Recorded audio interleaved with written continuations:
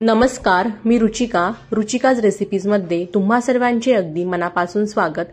तर आज आपण या ठिकाणी खारीप्रमाणे खुसखुशीत तोंडात टाकताच विरघळणारी चहासोबत खाण्यासाठी, मधल्या वेळेतील भूक भागवण्यासाठी आणि तोंडाची चव वाढवणारी ताज्या मेथीपासून चविष्ट अशी मटरी बनवणार आहोत।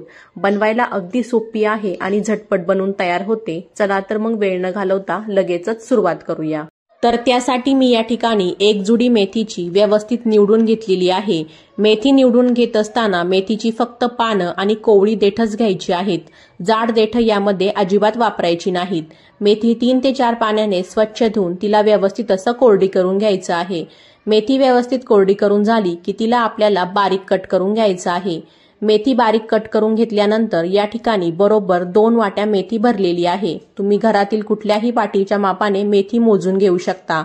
आता मेथी कट करून झाल्यानंतर आपण या ठिकाणी गॅसवरती एक पॅन गरम करायला ठेवलेला होता। पॅन व्यवस्थित गरम झाला की त्यामध्ये आपल्याला 2 चमचे साजूक तूप ऍड करून घ्यायचं आहे। या ठिकाणी तुम्ही तेलाचा सुद्धा वापर करू शकता, पण साजूक तुपामुळे आपली ही मटरी खायला खूप छान लागते। आता तूप व्यवस्थित वितळलं की त्यानंतर आपण जी 2 वाट्या चिरून घेतलेली मेथी आहे ती आता आपल्याला यामध्ये ऍड करायची आहे आणि हिला हाय फ्लेमवरती 2 ते 3 मिनिटं चांगलं कोरडं होईपर्यंत परतून घ्यायचं आहे। तर मेथी आपल्याला हाय फ्लेमवरतीच परतून घ्यायची आहे। तर या ठिकाणी बघू शकता मेथी छान अशी कोरडी झालेली आहे। तिला लगेच एका प्लेटमध्ये काढून घेऊया। तर मेथी थंड होत आहे तोपर्यंत आपण या ठिकाणी एका बाउलमध्ये 2 वाट्या गव्हाचं पीठ घ्यायचं आहे। ज्या वाटीच्या मापाने आपण मेथी मोजून घेतलेली होती त्याच वाटीच्या मापाने 2 वाट्या गव्हाचं पीठ घेतलेलं आहे। तर मटरी अजून छान अशी खुसखुशीत होण्यासाठी आपल्याला यामध्ये 2 चमचे बारीक रवा ऍड करायचा आहे। रवा या ठिकाणी आपल्याला बारीकच वापरायचा आहे। त्यानंतर आता आपल्याला यामध्ये अर्धा चमचा ओवा हातावरती क्रश करून यामध्ये ऍड करायचा आहे। ओवा अशा प्रकारे हातावरती क्रश करून ऍड केला की त्याचा फ्लेवर छान असा या मटरीमध्ये येतो। त्यानंतर आता आपण यामध्ये अर्धा चमचा भाजून बारीक केलेली जिरेपूड, छोटा पाव चमचा हिंग आणि छोटा पाव चमचा हळद पावडर ऍड करून घेतलेली आहे। आता आपण यामध्ये 1 चमचा लाल तिखट ऍड करून घेऊया। तिखटाचं प्रमाण तुम्ही तुमच्या आवडीनुसार कमी जास्त करू शकता। त्यानंतर आपण यामध्ये छोटा पाव चमचा काळी मिरी पूड ऍड करून घेतलेली आहे। त्याचबरोबर आता आपण यामध्ये 1 चमचा भाजून बारीक केलेली धनेपूड ऍड केलेली आहे।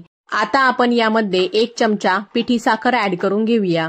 पिठी साखरेमुळे काय होतं की मेथीचा जो कडवटपणा आहे तो व्यवस्थित असा बॅलन्स होतो। त्यानंतर आता आपण यामध्ये चवीनुसार मीठ ऍड करून घेऊया। आता आपल्याला यामध्ये 4 चमचे तुपाचं मोहन ऍड करायचं आहे।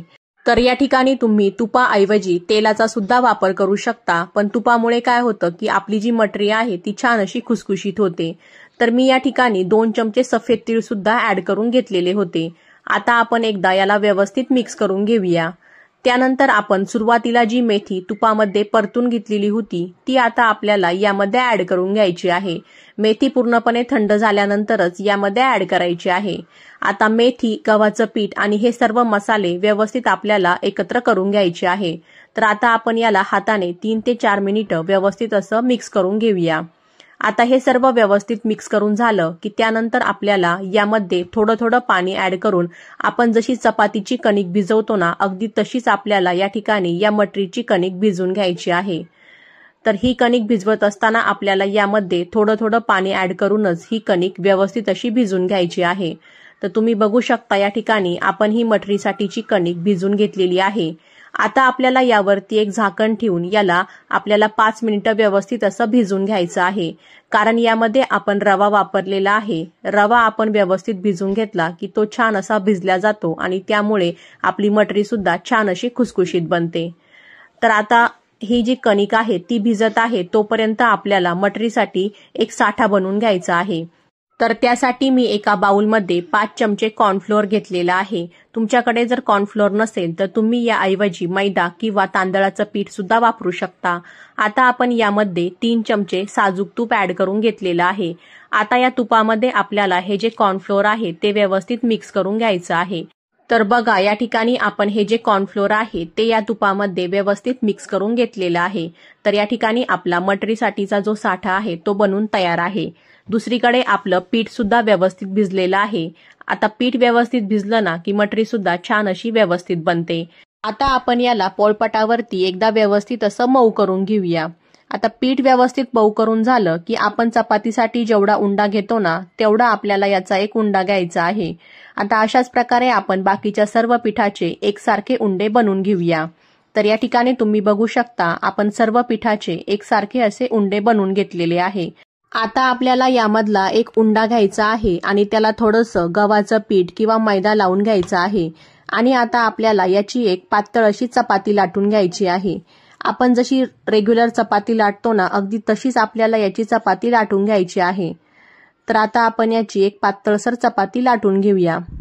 तर चपाती लाटून झालेली आहे, तुम्ही बघू शकता एकदम पातळ अशी ही चपाती आपण लाटून घेतलेली आहे। आता अशाच प्रकारे आपण याच्या 4 चपात्या लाटून घेऊया। तर बघा या ठिकाणी आपण 4 चपात्या लाटून घेतलेल्या आहे।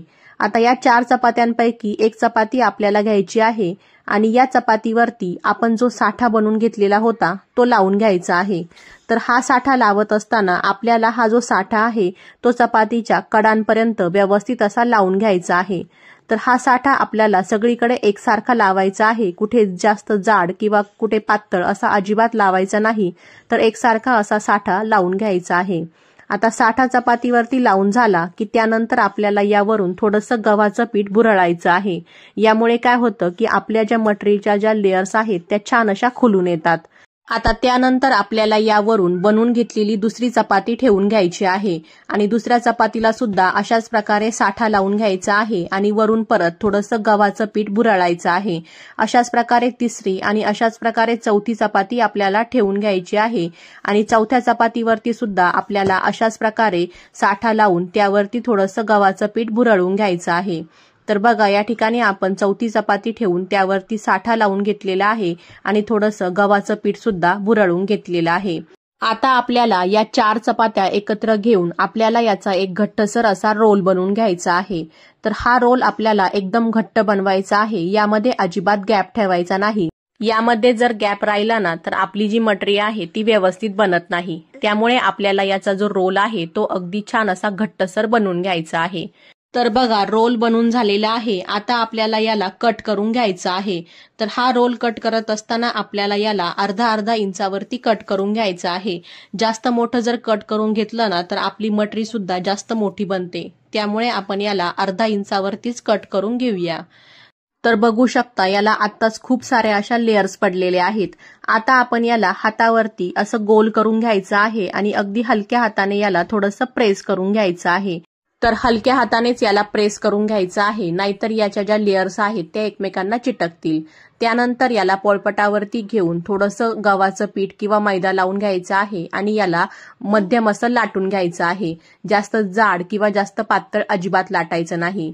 तर बघा या ठिकाणी याच्या लेयर्स खूप छान अशा दिसत आहेत आणि याला आपण मध्यम असं लाटून घेतलेलं आहे। जास्त पातळ सुद्धा करायचं नाही किंवा जास्त जाड सुद्धा ठेवायचं नाही।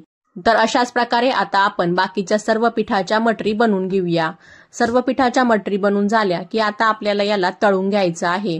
तर तळण्यासाठी मी आधीच कढईमध्ये तेल गरम करायला ठेवलेलं होतं। तर तेल व्यवस्थित गरम झालं की त्यानंतर आपण बनवून घेतलेल्या मटरी तळायला सोडायच्या आहेत। तर मटरी तळायला सोडत असताना एका वेळेस 4 ते 5 मटरी तळायला सोडायच्या आहेत आणि एकदा मटरी तळायला सोडून घेतल्या की त्यानंतर गॅसची फ्लेम आपल्याला लो करायची आहे आणि लो फ्लेमवरती या मटरी आपल्याला छान अशा तळून घ्यायच्या आहे। यांना जर आपण हाय फ्लेमवरती तळून घेतलं तर यांच्या ज्या लेयर्स आहेत त्या छान अशा खुलून येणार नाहीत।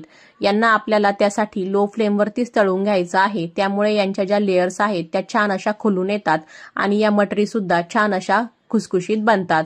आता आपण याला दुसऱ्या बाजूने पलटून घ्यायचं आहे आणि दुसऱ्या बाजूने सुद्धा आपल्याला याला छान असं खरपूस होईपर्यंत तळून घ्यायचं आहे। तर आपल्याला साधारणतः या मटरीची एक बॅच तळण्यासाठी 4 ते 5 मिनिटं लागतात। तर यांना हलकासा सोनेरी रंग यायला लागला की यांना लगेच तेलामधून काढून घ्यायचं आहे। तर बघा अशा प्रकारे लो फ्लेमवरती आपण ही मटरी छान अशी तळून घेतली ना तर ती छान अशी खुसखुशीत आणि कुरकुरीत बनते। तर बघा यांना हलकासा सोनेरी रंग आलेला आहे। आता आपण यांना लगेचच तेलातून काढून घेऊया।